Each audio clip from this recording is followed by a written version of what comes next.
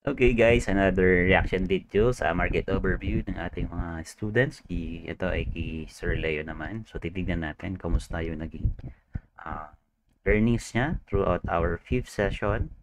And nag-send niya agad siya ng market overview niya last Saturday. So sobrang na-excite siya. Ngayon ko lang i-check, no?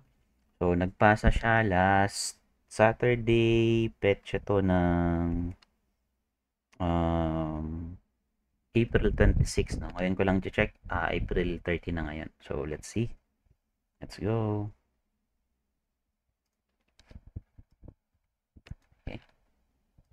Good afternoon, coach. Good afternoon, classmates. Gagawa lang po ako ng economic cycle. Saka, dito lang din siguro ito, market overview. Punta po ako sa Figaro. Ito po sa Figaro.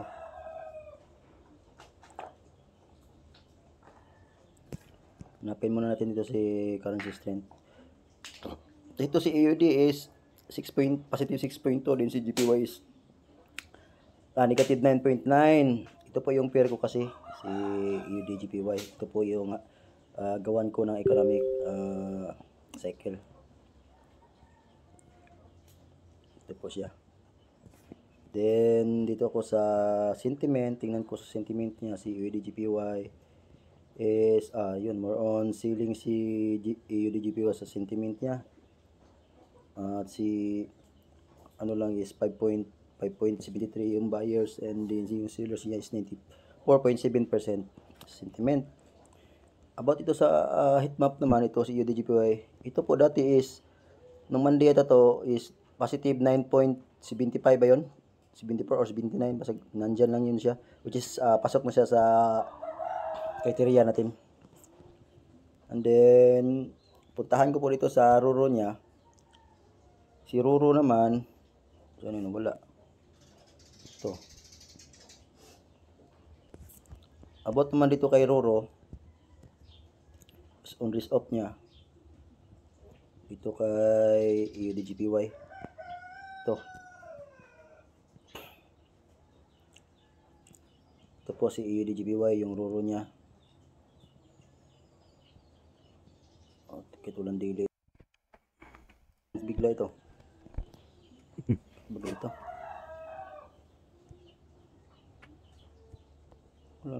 Walang daily. Ito pala. This one. Hoy. Anyari? Wala yung daily niya.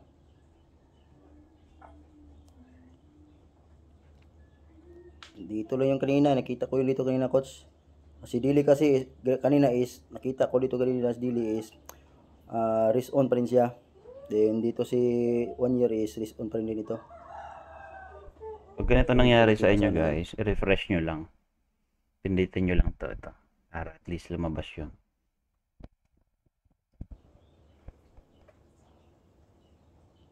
Hindi, walang lumalabas. Ito lumalabas eh. Tinupdate na. Kung nakita ko dito ganyan ako si 1 month niya hanggang 3 months. Risk on talaga yung dalawa na yun. And then puntahan ko po dito sa fundamentals po. Fundamentals ni ano nga ba to? Ni UDGPY. Ito po si UDGPY. Ito USD din kasi ito mga ito. Ito po si UD nung Tuesday is more positive talaga yung results niya sa fundamentals. At ito si GPY may ano din, pero sa low lang siya, hindi sa high. Nasa low lang din siya, kaya yung bumagsak bigla yung market noon. Saka umangat kasi hindi niya na-sustain. And then dito para puro pa ito positive nito. Ito yung mga sa medium term, ito yung yung bumagsak bigla yung market. Saka umangat naman. And then nung Wednesday ito yung result ng RRMB treatment CPI quarter is positive. Saka ito pang positive din ito. Kaya lumakas masyado ito si UDGPY at nagkaroon din ako ng kumpiyansa niya. Ito si GPY may news din siya, low lang din siya. Ito puro parang negative naman siya. stock yung CPI niya. Negative pa rin. So, dito sa part na to, sobrang halaga at importante talaga na tinitignan nyo yung mga previous catalyst tapos yung mga upcoming catalyst. So, ito kasi yung mga nagiging noise, no, or effect nung mga current market situation. Tapos, itong mga data na to, mapupunta to dun sa trading economics natin. So, lahat ng yan ay kumbaga, i-connect mo na yan. So, para ma-sustain o ma-support yung current position mo or kung hindi ka man nakakapasok, kailangan mong ma-identify kung ano yung mga catalyst na makakapag-support or makakapagpa-validate dun sa mga gusto mong pasukin na pairs or trades. At si ED may negative din nung Friday. Kaya mayroon din gumuhit din doon na negative din yung news niya. At about dito naman sa nung Friday ng BOJ Bank of Japan interest. So dito sa part na to, naaalala niyo yung mga previous move, 'di ba? Kasi aware na siya dito sa mga catalyst na to. So nagre-reflect na siya dun sa chart. In kaysa kasi dun sobrang nakafocus ka lang sa chart, 'di ba? Parang yun lang tinitignan mo. Kaya lang hindi mo naman nakikita ano ba talaga yung mga movers, no? Yung market price movers. So dito sa part na to kay Sir Galileo, naintindihan niya na during this period of time, merong mga catalyst na lumabas kaya nagkaroon ng movement sa chart ng ganun. So that's good. Rate decision. Ganun pa rin walang pagbabago, neutral, parang naho-hold niya yung neutral decision niya. Then punta ako dito sa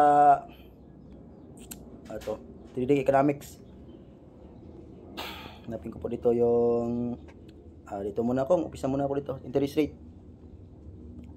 Interest rate in Japan. Saan ka na Japan? Ito sa Asia ba yan? Japan, interest rate. Stats niya.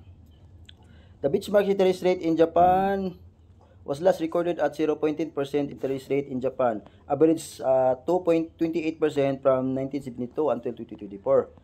Reaching an all-time high of 9% in December of 1973. So wala pa ako dito itong panahon na to, pero ito yung na-recorded nila, historical. And the record low of negative 10%, negative 0.10% in January of 2016. This page provides Japan interest rate, actual values, historical data, forecast chart, statistic, economic calendars, and news. Japan's interest rate data, historical chart, forecast, and calendar of release was last update on April 2024. Dito tayo sa forecast. Basahin din ito forecast. The benchmark interest rate in Japan was last recorded of 0.10%. 10% interest rate in Japan is expected to be 0% by the end of this quarter. According to the Trading Economics Global Macro Models and Analyze Expectation, in the long term, the Japan interest rate is projected to trend around 0.10% in 2025. Parang i-hold pa rin nila. Silipin natin ito. This coming May 8, may Bank of Japan summary option opinion. Ito, malalaman din natin ito kung ano ba, i-hold pa rin ba nila ito. Wala pa kasi siyang kasi walang mo itong mga data doon i-hold pa rin siguro ito nila. So malalaman natin pagdating doon sa punda. Dito naman tayo sa inflation rate. About inflation rate in Japan. Inflation rate in Japan. Saan ka na Japan? Ito yung Japan. Stats. Inflation rate in Japan decreased to 2.70% in March from 2.80% in February of 2024. So, bumaba yung nila. Inflation rate nila. Average 2.8% from 1958 until 2024, reaching an all-time high of 24.90% in February of 1974. Nasa itlog pa ako nito ng ama ko. And a record low of negative 2.5% in October of 2009. This page provides the latest reported for Japan inflation rate plus previous release historical high and low, short release historical high and low, short-term forecast and long-term prediction, economic calendar survey, consensus, the new Japan inflation rate data, historical chart, forecast, and calendar of releases was last update on April 24 ngayong buwan sa stats niya. Tapos inflation rate in Japan, ito is forecast guys. Inflation rate in Japan decreased to 2.70% in March from 2.8% in February. So bumaba siya sa February is 2.8 siya, bumaba. Kaya siguro ito humina. Inflation rate in Japan expected to be 1.10% by the end of this quarter. So bababa pa siya. Economic global macro models and analysis expectation in the long term, the Japan. So dito guys, no, yung main goal kasi ng Bank of Japan is to decrease yung inflation rate nila. So isang naging move nila para malaban yung inflation is to hike the interest rate, which is ginawa na nila last March. So yung effect ng pagbaba ng inflation rate today is yun na yung ang pinaka naging cause nun ay yung interest rate hike nila. So opinions tayo. Inflation rate is projected to trend around 1.60% in 2025. So bababa hanggang sa 2025. Ito yun. 2024 March, pababa nga siya ng pababa. 2.8 ito yun, 2.7 din ito. Sa June, malalaman tayo sa June kung anong mga data dito nalabas. Ito yun. So, dito kasi sa intermarket trading view, trading economics site, so dito na din makikita din yung mga forecast, yung mga schedule kung kailan lalabas ulit ng interest rate, inflation, etc. Coming May 17, lalabas din dito yung ano niya, result niya sa news doon sa Punda. So mag-indicate din dito yan kung anong result. Lalaman natin kung masustain ba. Inflation rate, GDP growth rate naman tayo. Dito pa rin tayo kay Japan. Para akong nasa bangko nagtatrabaho nito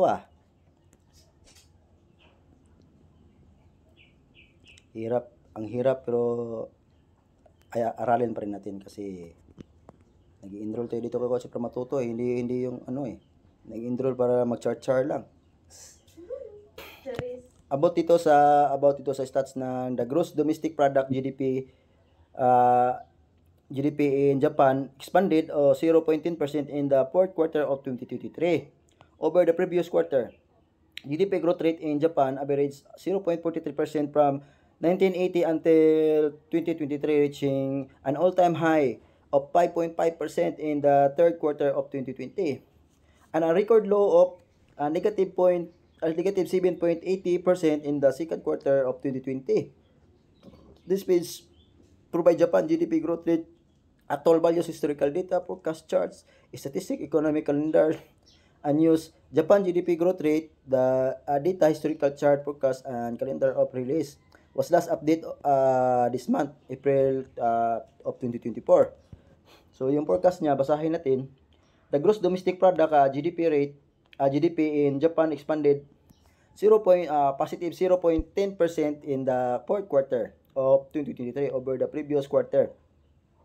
GDP growth rate in Japan is expected to be 0.10% positive pa rin by the end of this quarter.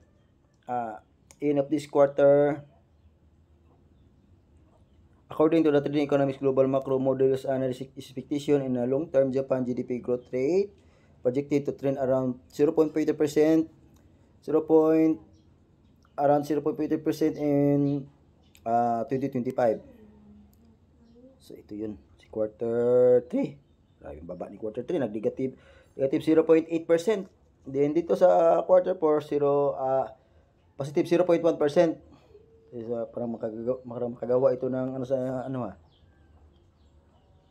gagawa ito ng parang ito na yung peak niya. Ito na yung tawag nito. Truth niya, ito na yung truth niya, then paangat talaga siya. Si GDP growth ng Japan. This coming May, malalaman natin yung quarter 1 result ng April ba ito?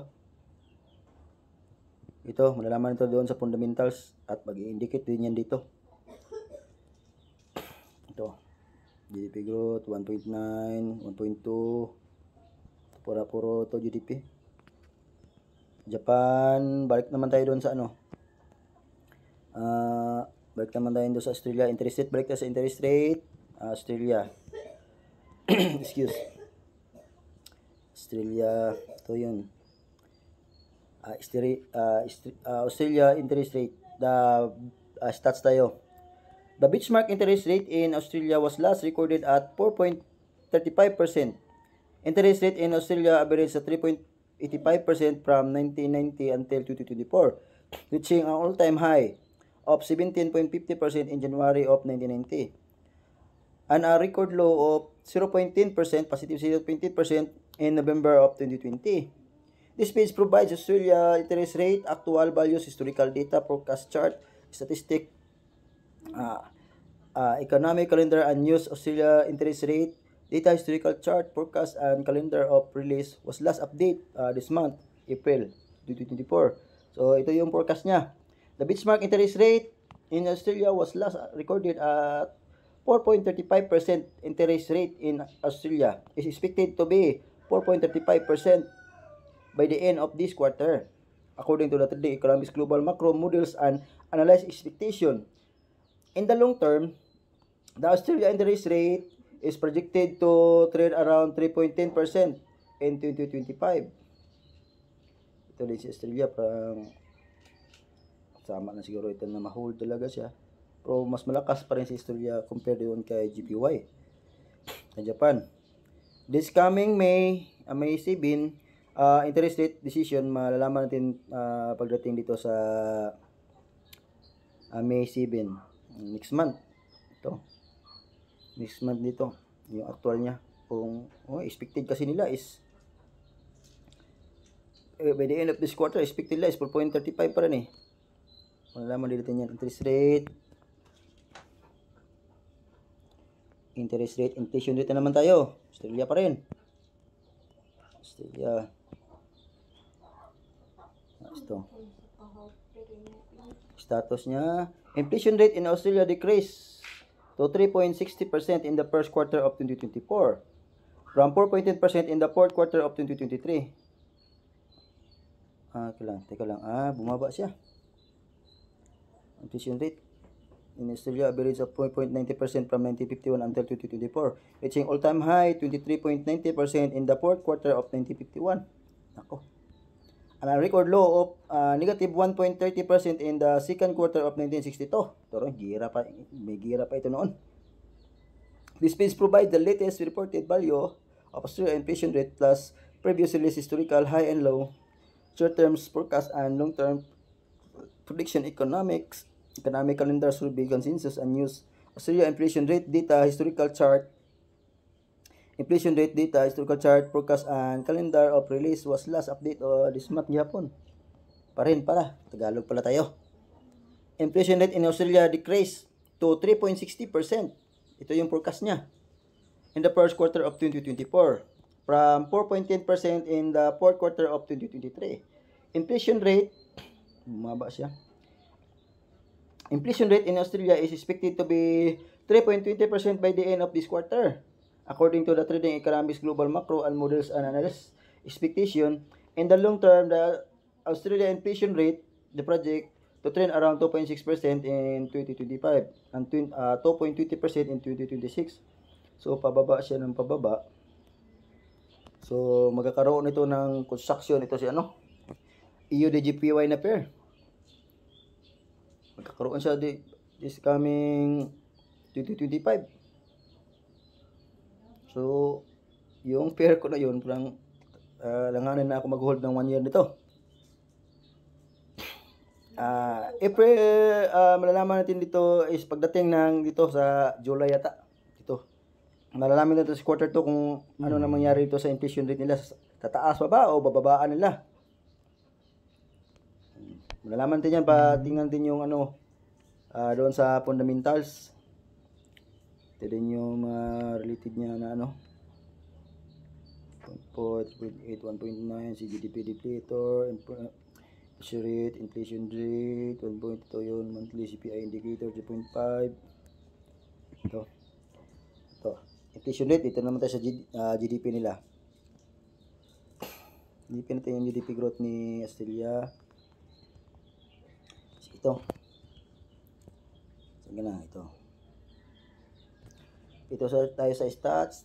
The gross domestic product, GDP in Australia expanded to 0.20% in the fourth quarter of 2023. Over the previous quarter, GDP growth rate in Australia average of 0.83% from the 1959 until 2023, reaching an all-time high of 4.40% in the first quarter of 1976 and a record low of negative 6.90% in the second quarter of 2020. This page provides Australia GDP growth rate, actual values, historical data, forecast chart, statistic, economic calendars, and news. Australia GDP growth rate, data, historical chart, forecast, and calendar of release was last update of April. This month pa rin. Yung forecast, how about the forecast? Sa natin. The gross domestic product, GDP, in Australia expanded to 0.20% in the fourth quarter of 2023 over the previous quarter. So nagtaas yung GDP sa nagtaas siya ng GDP sa expanded to 0.22% in the fourth quarter of 2023 over the previous quarter na 0.30. Over the previous quarter, GDP growth rate in Australia is expected to be 0.30% by the end of this quarter. So, bababa yung of this quarter. According to the Strategic Economic Global Macro Models and Analysis Expectation, in the long term, in Australia, GDP growth rate is projected to trend around 0.60% in 2025 and 0.50% in 2026. Pababa, taas pa rito sa 2025 2026. So, hihina ito sa paningin sa my own expectation, hihina ito si EUD this coming year pala of 2025. Hihina yung niya, GDP. Bababa, hina ba? Bababa. Gito, bababa pala, sorry. Ito yun. Ito, pababa nga. Quarter 4. This quarter 1 of June 5, malalaman natin yung result dito sa fundamentals. Those fundamental at ma-indicate din dito yun. Then ito yung correlation niya siguro. GDP growth rate, consumption price, GDP from agricultural, etc. So, yung bonds, tingnan natin yung bonds niya. Saan nga ba makikita yung bonds? GEM bonds. Ito.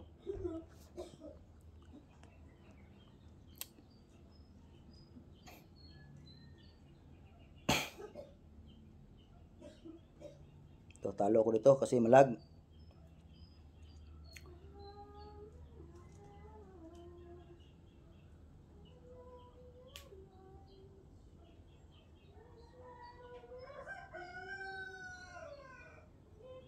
Agroy, kalag. Parang ubos na yata yung load ko nito At may upload pa ako maya. Uy, ano ba? Ang tagal mo. Nako, patay tayo dito.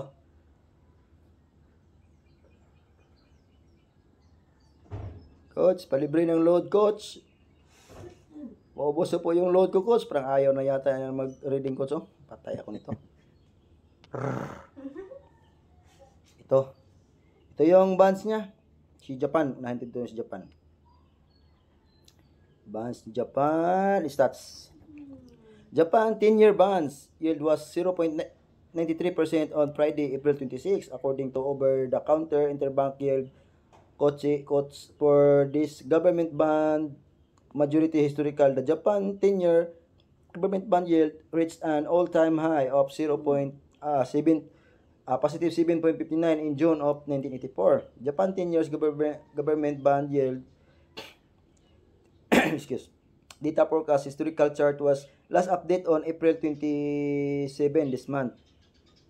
Then ito yung 1 month natin. Negative yung 1 month Japan Summary niya, Japan 1 month bond yield was 0.1% on Friday, April 26, according to the over-the-counter interbank yield quotes for this government bond maturity historical. The Japan 1 month bill yield reached an all-time high of 100.01 in March of 2022. Yan siya. Sa D1 yata ito, D1. Ito, tingnan natin ito. Ito may ito muna. 04. 03. Sorry. 03 previously. Ito pa rin. Ang liit lang ng diferensya. Dito po coach, ito po 'yon. Possible ito po yung sinasabi natin na peak niya from dito. From expansion, construction, expansion, then dito is peak niya. Then construction naman siya pababa, construction hanggang dito. Nag-depression siya. Papunta dito. Saka ito na yung coach, truth ba ito yung? Truth. Ito ba yung truth niya? Then nag-construction siya. Then nag-expansion siya. Then construction na naman siya. Then dito is parang hindi niya na ito na-break sa baba. Dito na yung tinatawag natin na recovery. Recovery na siya dito na banda. Recovery, expansion. Tapos dito, gawa naman siya ng peak dito. Short term lang. And then nag-construction siya. Then recovery dito. Tapos ito na yung expansion niya coach. Ito anong date ito? March 15. Ito na yun. Malakas pa ito si Japan noon eh. March. Ito hanggang dito. Ito naman.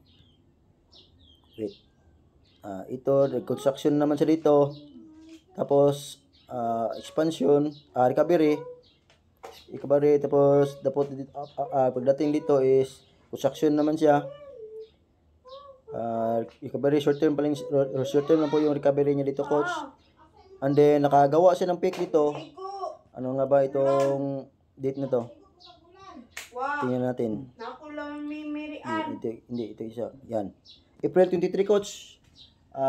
Bumaba based doon sa historical data natin doon sa sa inflation rate, interest rate, GDP. Ito na po yun. Bumaba siya dito sa March 23. Humina. Bahagya, di ko alam coach kung tutuloy ba talaga ito kasi based doon sa nabasa ko po kanina doon sa is hina ba yung Japan? Lalakas po sa 2025 pa siya. So dito naman tayo kay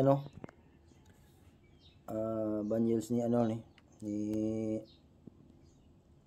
ito. Dito tayo ni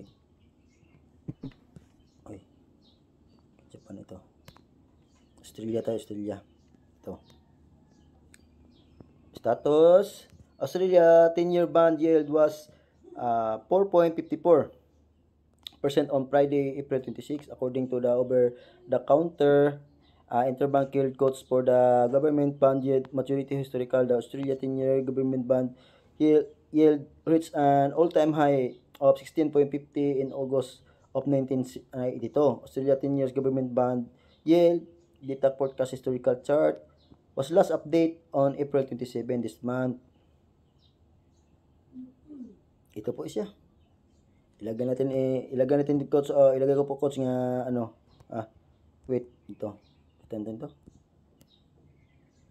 Gusto ko makita dito yung March. Yan. Pabalik tayo sa March. Yan. Okay.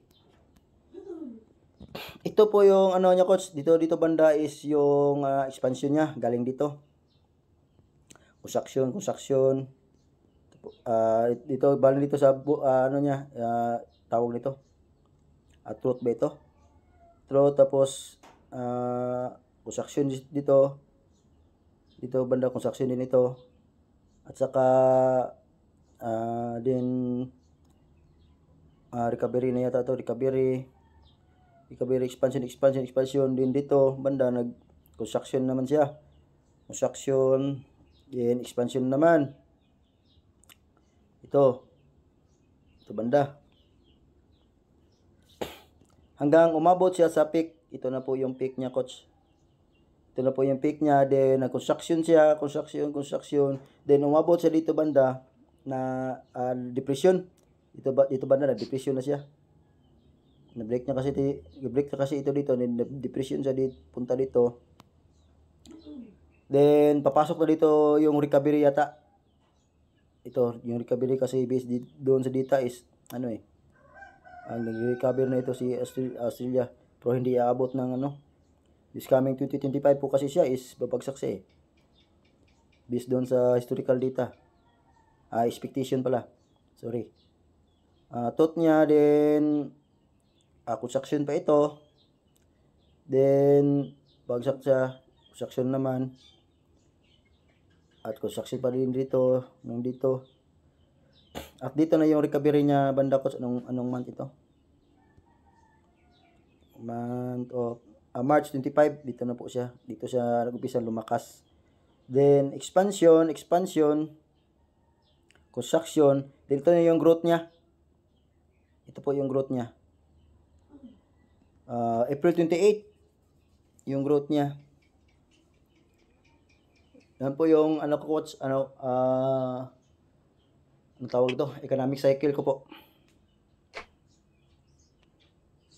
Based dun sa sa mga historical data niya is itong si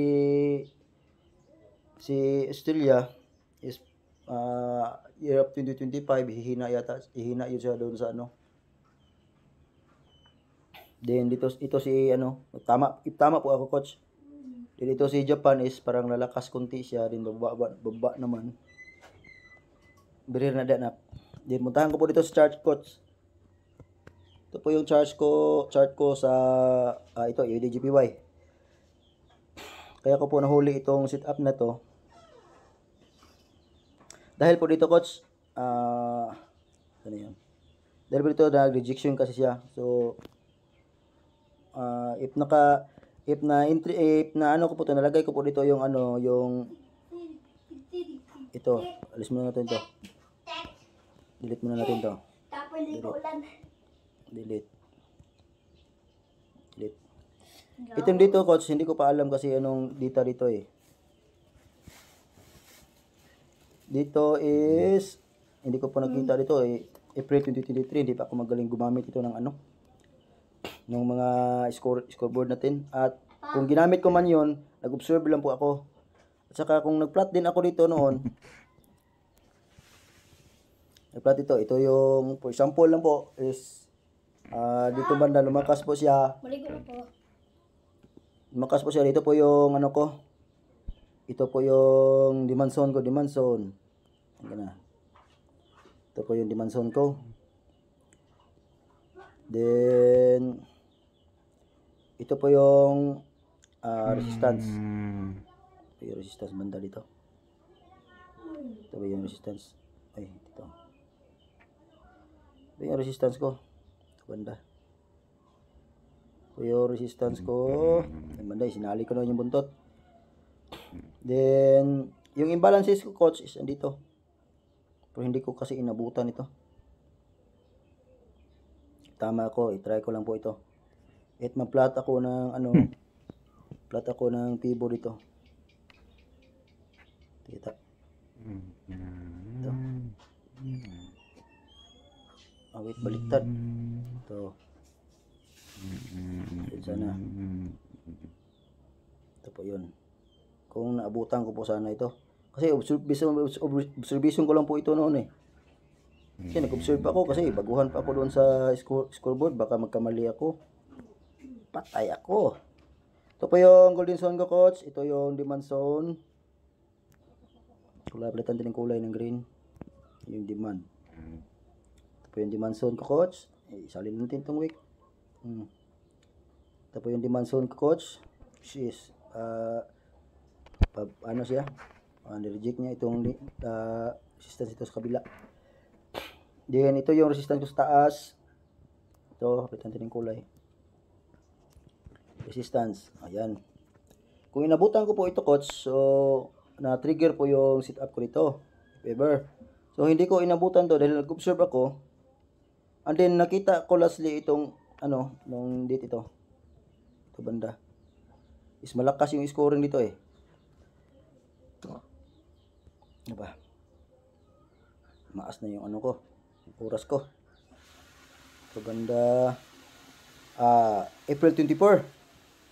2020, April 24, 2024. So ito po yun siya. Nakita ko po yan siya. Then ito na po yung ano ko. Tanggalin na natin ito. Kasi wala na ito eh. Observation ko po yan. Pero pwede din ilagay natin. Liitan lang natin. Urong.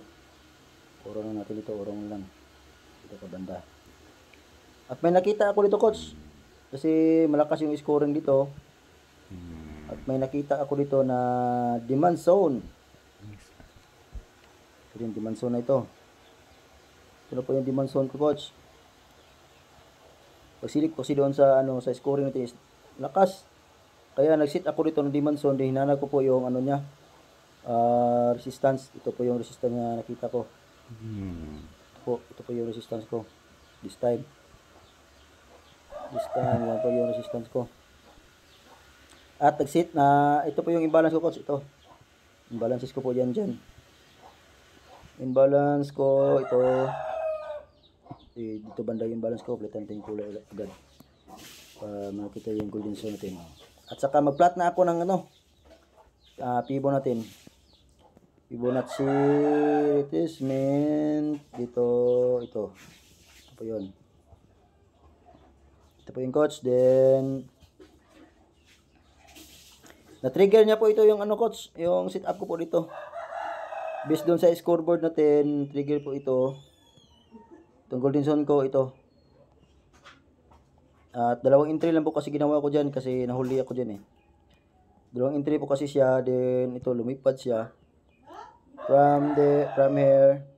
Ito po yung kita ko doon sa ano. Ito po yung tinatawag nating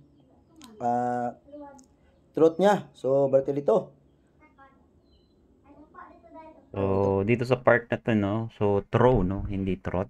Tapos yung construction, dapat contraction. So, dapat i-correct natin siya para dun sa mga words na yun na ginagamit niya. Contraction, ibig sabihin, declining. And expansion, ibig sabihin, pataas. And sa part naman ng itong kailangan niyang makorek para at least sa mga susunod na videos na gagawin niya, mas malinaw na sa kanya. Ito po yung expansion niya. Expansion. Ito po yung ano niya, ang tawag dito construction. Ito construction din nag-peak siya dito. Then construction naman siya pababa hanggang nag-depression siya dito banda, coach, dito. May news yata ito, may news ito. Nag-depression siya hanggang umabot dito sa ano, coach, dito sa tinatawag natin throat ba ito? Then ano naman siya, construction naman siya, construction. Ano ba ito tawag ito? Expansion ba ito? Kasi expansion. Or construction ba ito, coach? Construction, then dito banda is na-break niya ito. So po, supposed to be ito na po yung recovery niya, coach. Ito po yung na-break niya ito. Ito po yung recovery niya na banda. Recovery, then expansion, construction, expansion, then dito na-sit up na ako, coach. Dito banda, ito. Ito expansion na ito eh. Expansion, sit up ko dito, then na-hit niya po yung sit up ko. Then, expand naman siya, expansion na naman siya, na construction. Ito banda, construction. At ni-reject yata ito. Lakihan nyo natin. Ito yun, ito yung mga malalaking bundok. So dito banda, hindi pa ako nag-sit up kasi wala pa akong nakita dito na ano eh. Kung i-sit up ko po kasi ito na ano, ng GP2, walang nangyari kasi ng SL coach kaya hindi ako nag-sit up ng GP2. If ever na-hit niya itong SL ko dito, nalipat ko dito na SL to. Ito, based dun sa scoreboard natin is, anuhin ko nito. Pag-intrihan ko po ito kung bumaliktad kaagad yung ano. Mag-GP2 ako dito. GP2 ano ba yun? GP4 yata yun. GP2 instant execution GP2 eh. And then dito bumalik siya. Then dito naman. ito naman siya coach, tawag nito. Gumawa na naman siya dito ng gumawa siya ng demand zone dito. Hindi ba nga siya umangat at nakitaan ko po ito kasi ito, inagahan ko kasi ito eh. Kaya naka-set up kagad ako dito. Ito banda. Ito po yung inano ko, ito po yung ginawa kong supply zone, resistance zone. Ito, resistance zone, resistance ko po. Ito rin, resistance ito, resistance. Ito, resistance, resistance. Ito kulay. Ito, resistance. Yan. Yung mga kulay orange, resistance po yan. Aabot yata ako ng 40 minutes ito, coach. And then, na-hit niya po ito yung ano ko, coach, which is malapit talaga yung SL ko kasi dito ko nilagay eh. Lagyan ko din yan ng SL dito yung banda, ito baba nito ng wick. Sali ko na yung ano ko. Sinali ko na yung ito. Yung spread ko. Ito yung nilagay ko eh. Then, na-hit niya po yung GP3 ko, coach. Then, lumipad na naman siya hanggang dito. At ito na yung growth niya. Magiging growth ito or else peak ba ito? Malalaman ko yan by Monday, coach. Okay. So, sa part na to, no, nakaabot na siya ng growth. And all-time high na siya sa price na to ng market. Pero I guess, tumakyat pa siya sa 104. Simula kahapon. Then, titignan natin kung ano yung naging previous history nito. Hanggang dito lang po, coach. Maraming salamat. I hope na tama ako or mali. Kung mali man, so far, okay lang, tanggapin. Overall, yung lahat ng setup niya ay lahat ng setup niya is all in all is maganda. Yung mga wordings lang, no, yung mga vocabulary words. Example, yung contraction, ginawa niyang construction. Yung throw, ginawa niyang trot. Then, yung iba't ibang trading visualization niya is maayos na. So, titignan natin yung result ng trade niya. Actually, yung recording niya to is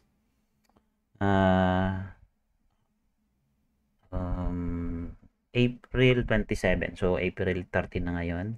So, kung titignan natin yung chart, let's see, proceed tayo sa chart. Mga AUDJPY din siya, guys. Ayan. So, umabot nga siya ng sa price na to, yung mga peak niya, no?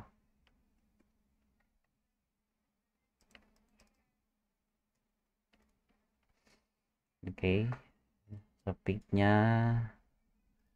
So, ito yung pinaka-peak niya. All-time high na siya, 104. So, nagkaroon na nga ng intervention dito yung market last day. Then, I guess, nag-move na siya ng stop loss dito, then na-stop out yung mga position niya. So, I don't know if meron pa siyang hino-hold ng position. So, imagine nyo guys, no? Yung pinaka-price ng pasok niya, I guess, saan siya nagsimula? So, meron siya ditong position ng 100.566, no? So, kung titignan natin sa price na yon 100.566. So, ibig sabihin dito sa price na yon. So, dito siya nakapasok sa part na to. So, this was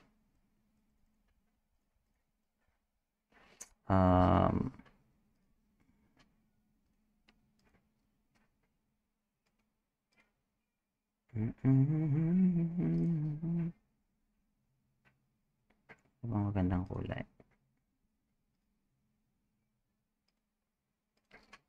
Okay.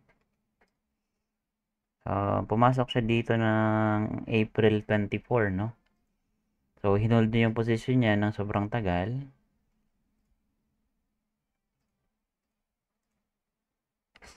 Okay, from here, so, nakaabot siya ng ilang pips. Okay, 400 pips. So, kung meron siya ditong dalawang position, So, achieve niya na yung 1,000 pips, no? So, meron siya ditong 400, 400, 800. Tapos ito, meron pa siya dito sa part na to.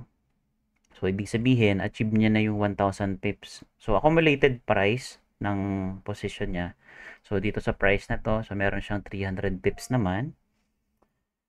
Then, yun, hit niya na yung 1,000 pips. And that would be another achievement sa trading history na ginawa niya na. So, sabi naman ni Sir Leo during that period, during time na ginagawa niya yung trading is 50 pips okay na sa kanya, 20 pips okay na, and then basta mag-pro lang daw okay na. Pero imagine mo kung nakaabot na siya dito ng 1,000 pips accumulated